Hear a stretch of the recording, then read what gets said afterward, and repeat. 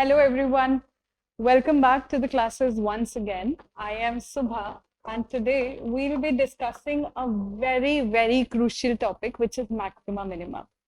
We've been from the past few classes studying something which is called application of derivatives. We are studying how we apply derivatives in real life scenarios, in applicability concepts, in more mathematical questions that has to do with applicability, graphical understanding. And in the last lectures, we understood what increasing, decreasing functions are, right?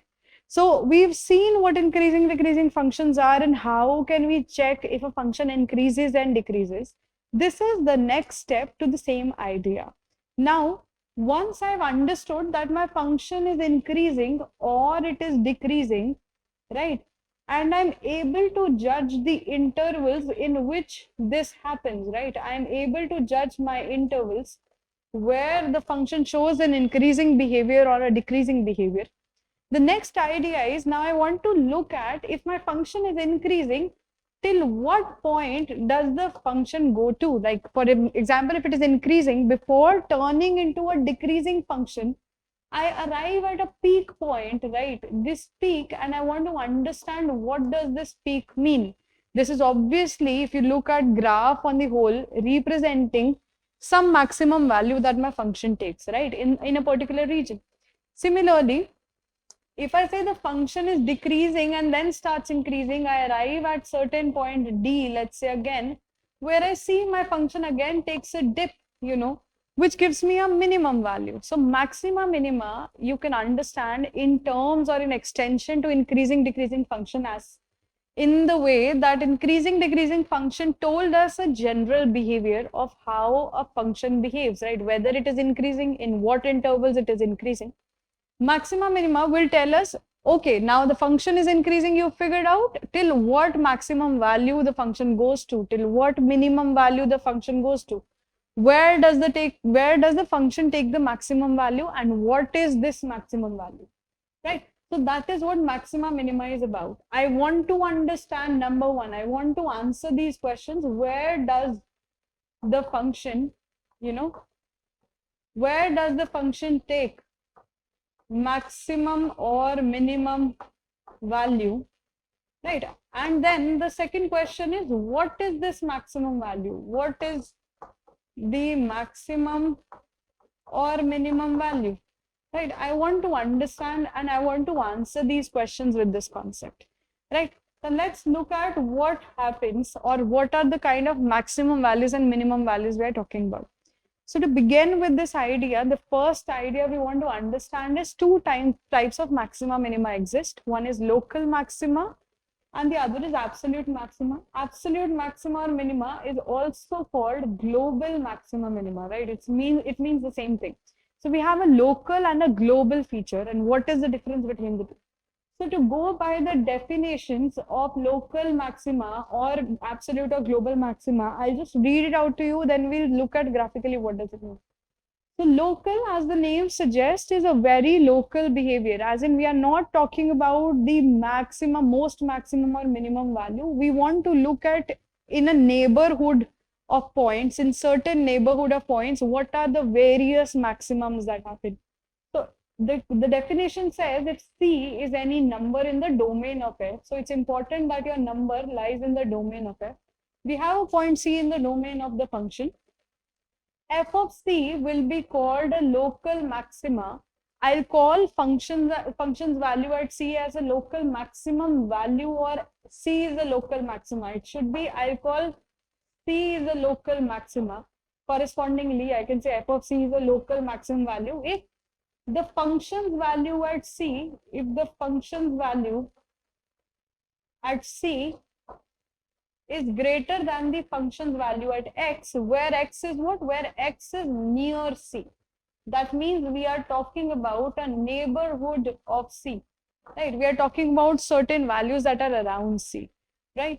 So this is what local maxima, the definition is. And similarly, you can obviously extend it to the idea of local minima. Now, for example, for absolute maxima, now the difference is, again, I'm picking C to be in the domain of F, that all goes the same. F of C is absolute maximum. When can I see F of C is absolute maximum? Correspondingly, I can also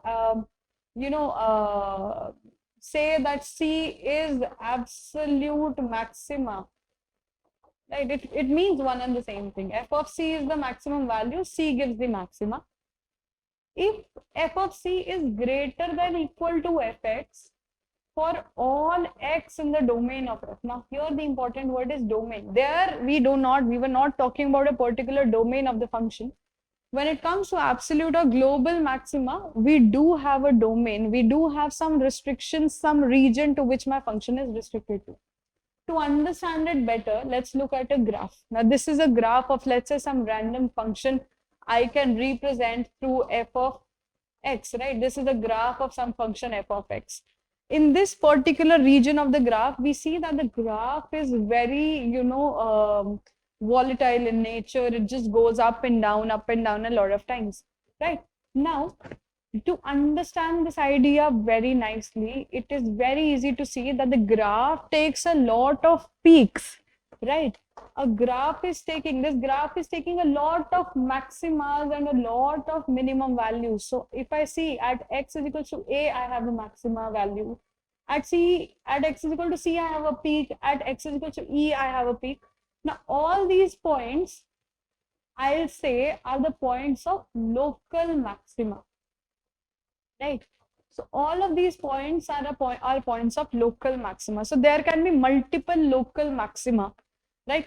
Similarly, all the dips that I see here, all the dips that are happening here are all the points of local minima. These are points of local, right, minima. And I can have multiple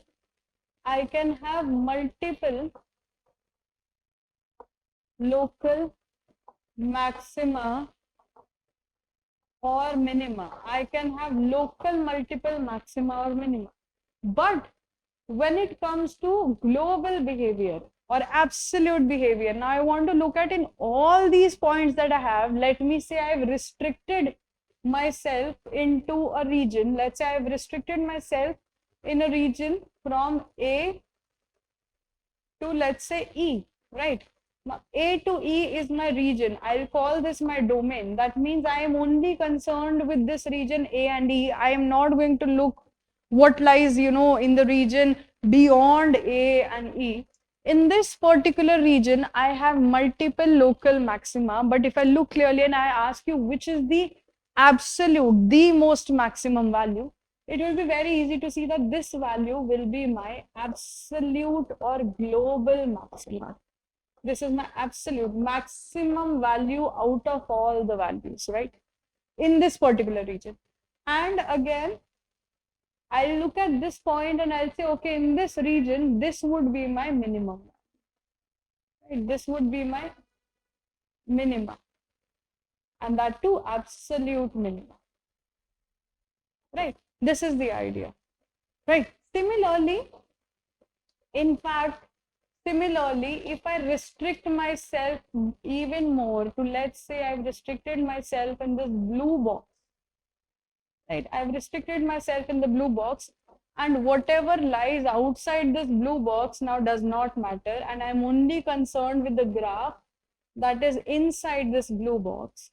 Now, if I look at inside this blue box, I've again restricted myself to this domain, and when I'm just concerned with this much graph, only the pink graph that lies inside, when I'm concerned with only this graph, right? Let me say this value goes from some A1 to some A2 on x-axis, right? I still have my axis, right? Let me say this value goes from some A1 to A2. In this particular region, I can see this is where the minimum value happens. So this would be my absolute minima, right? This would be my absolute minima. And if you look at it, one boundary is here, one boundary point touches here, the other cuts the graph here. And if I look at it, even considering the boundary points, this is where the function is taking the maximum value. So I'll say this is my absolute maximum, right? When I'm restricted to a particular domain, right? And this This would constitute my local, even if, well, in domain we cannot talk about local feature, but I hope you get the idea that when I'm restricted to a domain, I can look at which is the most maximum value and which is the least value in that particular domain, right? So this gives me an idea of the whole story, right? So after looking at it, there's another important thing we want to discuss. We can go back and write it here itself. So in local maxima, we do not have any domain. So the critical points are just the points. Critical points, or I'll say point of inflections, that is where the behavior changes. We've discussed point of inflection and increasing, decreasing function. Critical points or point of inflections are the points where the derivative becomes zero, and that would be the only points. But in absolute maxima, you'll see through an example that your function will be defined in a domain, and the domain will be, let's say, A to B. So my critical points, or all the points that I'll consider for maxima minima, would be number one, the points where the derivative is zero. Number two, the boundary points also. So A and B will also form the critical points. So that means I'll also have to check whether maxima or minima exists at A and B. We'll look at it when we'll solve certain questions, right? Now, once we've covered this, there's another important and interesting thing we want to study. Now, we've understood graphically what maxima, minima looks like. But how do we solve questions? That is something we've yet to see. So what is the working method for maxima, minima? How do we judge, or how do we look at maxima, minima? I want to talk about the working method, right? So the working method basically comprises of two tests. Number one, we want to talk about the derivative test.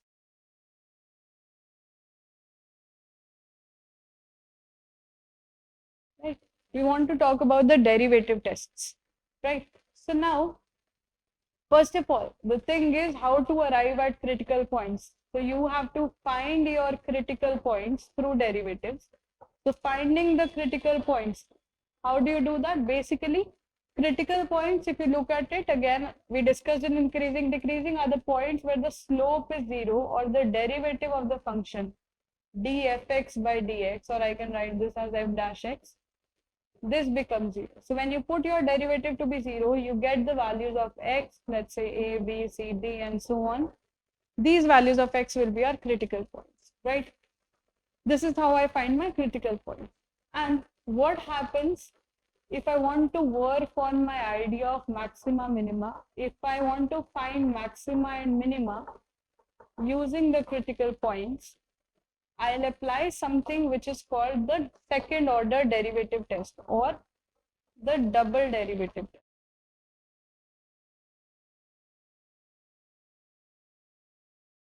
In the double derivative test, I'll say if my double derivative at x is greater than 0, this means x is a point of minima, right? X is a point of minima. While if the double derivative of x is less than 0, I'll say x is a point of maxima. And then x is a point of maxima. And when the double derivative becomes equal to 0, then the test, you cannot conclude anything of the test, and the test fails, right? That is the working method. That is what we'll mostly apply to find out maxima and minima in the questions, the double derivative tests, right? And this is very crucial that you know these tests.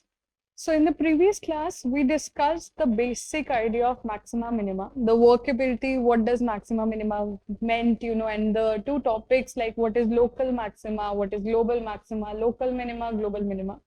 Now we'll apply all these concepts to certain questions. The first question that I'm picking up here says, I'll read out the question, the least value of the function is given in this interval. Right, which is the least value in this interval? One important thing that you have to understand is whenever you're given an interval, this interval means you're given a domain.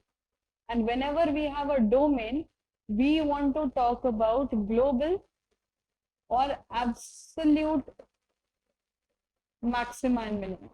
right? So whenever we have a domain, we want to talk about global or absolute maximum minima. We do not consider local maximum minima. Now, what is the difference between the two? You'll see when we solve certain questions. I want to find the least value of this function in this particular interval. So how do I begin solving this question? The first thing I want to find is my critical points. So my solution, I'll begin with finding critical points. My fx is given to me as x cube minus 18x square plus 96x. And when I do the derivative, my first derivative, I'll get 3x square minus 36x, right? Plus 96, right? I'll get 3x square minus 36x plus 96. And if I want to put it equal to 0, I can just simplify things here a bit.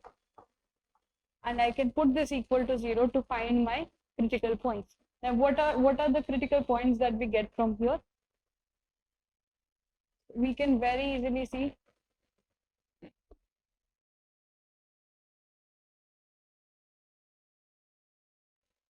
that we get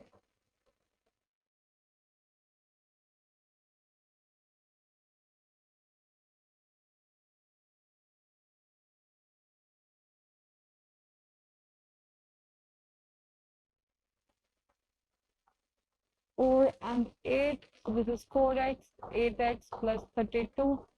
That is how I get x minus 4, x minus 8 is equal to 0.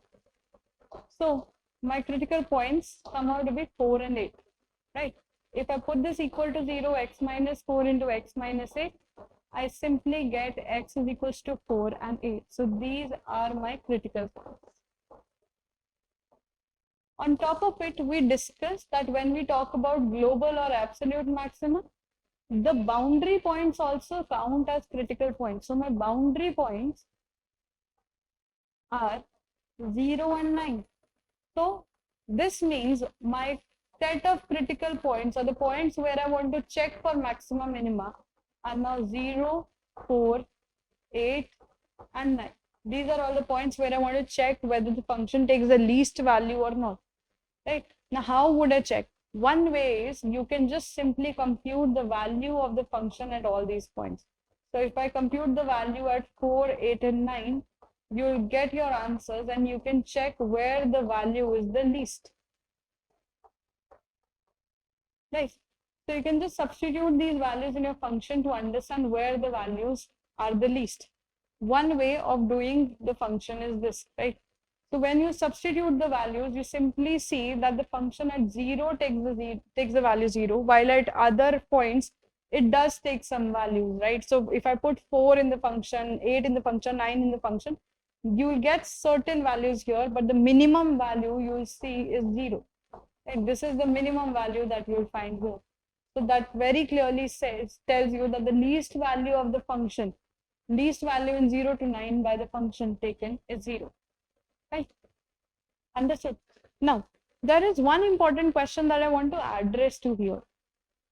Now, someone can also argue, or someone can also just extend this idea and look at it in a way that, let's say I figured out that 0 is my minimum value. This is my conclusion, that is for sure. What if I do the double derivative test and see what happens? So if I do, I'll write here, if I do the double derivative test for x, right, my double derivative for this particular function will give me 6x minus 36.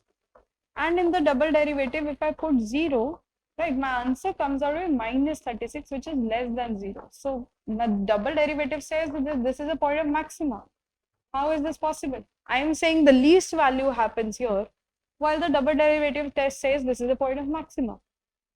So the right explanation for this anomaly, see, a lot of people would be confused why is this happening, but the right explanation for this anomaly is at 0, I cannot really check for my double derivative test. That means I cannot really put 0 in the double derivative test to check. Why?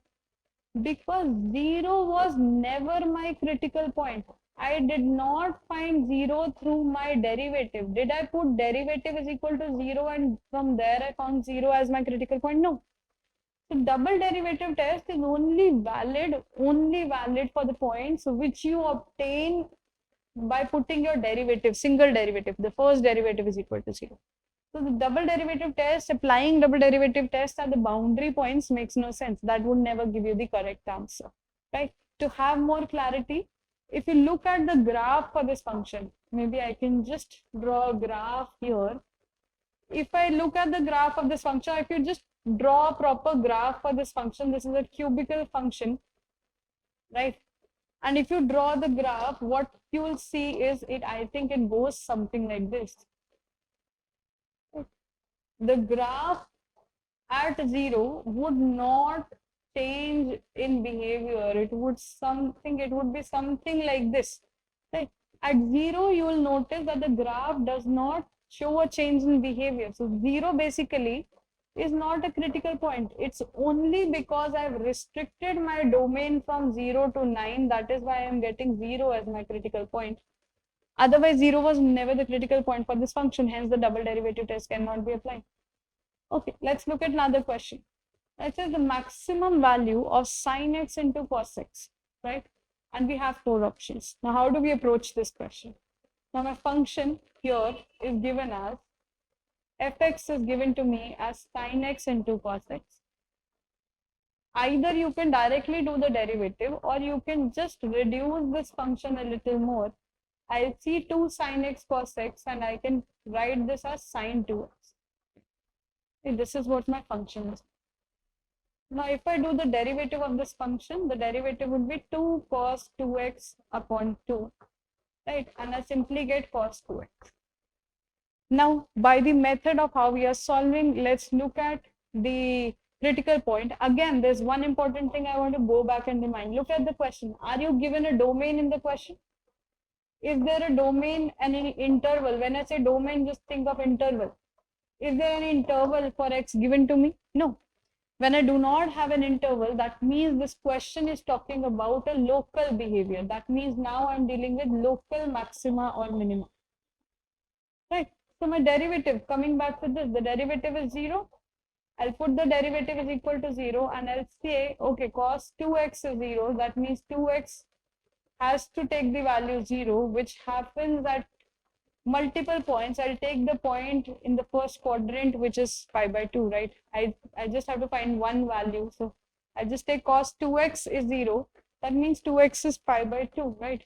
Cos of pi by 2 is 0. From here, I can find x is pi by 4. My x comes out to be pi by 4. Now I have x. Now, since I have found this through the double derivative procedure, I can through the derivative putting equal to 0, I can do the double derivative for cos 2x and it is minus 2 sin 2x, right? And if I put my point here, minus 2 sine of pi by 4, that simply gives me minus 2, which is a negative value. So this is a point of maxima, right? So it justifies that this will give me a maximum value, right? So I put x is equals to pi by 4 in my function. It asks about maximum value. I can simply compute the value at pi by 4. So it would be sine pi by 4 into cos pi by 4, which we all know is 1 by root 2 into 1 by root 2. That simply gives me the answer 1 by 2, which is the B. That is how we arrive at the conclusion, the solution for this question. Right? Important points to notice, there was no domain given, so it was a local maxima minima question. Through derivative 0, we found a point. We can check this critical point for the double derivative if it gives us the maximum value or not. And then that point, when substituted in the question, gives me the maximum value of the function. Okay, next question. At x is equals to 5 pi by 6, function given by 2 sine 3x, 2 sine 3x plus 3 cos 3x, is it maximum, is it minimum, is the function 0, is it neither maximum nor minimum, right? So I want to understand, now the question does not ask me to find a critical point. It in fact gives me a point and is asking me at this particular point, I have to check what is the behavior of the function. So any which ways, what I'll do is I'll start by writing my function, which is 2 sine 3x plus 3 cos 3x, right? And I'll follow this up with the derivative. So the derivative would be 6 cos 3x minus 9 sin 3x. Right? And for anything to happen, for this function to show me a maximum, minimum, or any behavior, what I know is this point should be the critical point for my function. I do not have to find my critical points because I'm not concerned with what are the critical points. I'm concerned with this particular point. So what I'll simply do is I'll put this value in my function. So I'll see what happens if I put simply 5 pi by 6 here. This is minus 9 sine 3 times 5 pi by 6. This gives me 6 cos 5 pi by 2 minus 9 sine 5 pi by 2, which basically cos of 5 pi by 2. This basically gives me 0, while sine 5 pi by 2, sine 5 pi by 2 will give me 1. Right? And this whole value will give me minus 9. That means my derivative, my first derivative at x is equals to 5 pi by 6 is not giving me 0. What does it mean? My derivative does not come out to be 0. If the derivative does not come out to be 0, this particular point is not a critical point. If it is not a critical point, there cannot be a maxima, minima at this particular point. You can also put this point in your function and check if it gives you 0, which it would not. If you just simply put 3 times 5 pi by 6 and again 3 times cos of 3 times 5 pi by 6, this value again will give me 2. Right? So it is not giving me 0 as the answer. And very simply I can say that since this is not a critical point, it can neither give me maximum or minimum. So neither maxima, minima, the D part is the correct answer. Okay. Let's look at another question. The condition fx is given to me a function. It says the condition for which this function, where x belongs to real number, have no extreme value. No extreme value means it has neither a maxima nor a minima. No extreme values means it will neither give us maxima nor minima. What is the condition under which this function will not give us maxima or minima? Right? So for that, I'll start with what I usually do. I'll pick up my function, I'll do the derivative, then I'll see what I want to conclude. So it is px square plus qx plus r. I'll do the derivative. Derivative of this function gives me 3x square plus 2px plus q. Right? Now, for the derivative, what I usually know is this has to be 0 to give me some critical points. Right? Now the question says the condition for which I do not have a maxima or minima. If I don't have a maxima minima, this implies I would not have a critical point. That means there is no critical point. And in this case, no critical point. Can I just say this function, for it to give me no critical point, this will have no real root? Why? Why? I want my function to be 0 to be able to find maxima minima, right? I want this function to be 0 to be able to find maxima minima. That means I want certain value of x which will make my function 0. If it is not giving me 0, if I cannot get a maxima minima, this value will not be equal to 0, and that would happen only in the case where a real root would not exist, because x has to be real. The question says x has to be real. So that means I do not want any real root. No real root should exist. And what is the condition for no real root? It was discriminant less than 0. This is a quadratic equation if you look at. I have a quadratic here with me. Right? And so the discriminant should be less than 0. What is the discriminant? It is b square. I'll write the condition first. It is b square minus 4ac should be less than 0. Right? Or b square should be less than 4ac. If I substitute the value, b square is 2p square less than 4a and c. This is 4p square less than 12q, or alternatively I can say p square is less than 3q. This is my condition and that is my answer, right? So I hope you've gotten an insight on how to solve these questions, which are quite important and not that tricky to solve, but with enough practice, you will get a hang of it. All you have to have is a clear idea of what local maxima minima is about and what global maxima minima is about. And the process is very basic. You do the derivative, you put it equal to 0, you find your critical points, you check the critical points through the second order derivative test, right? And that is how you can solve these questions. Thank you so much.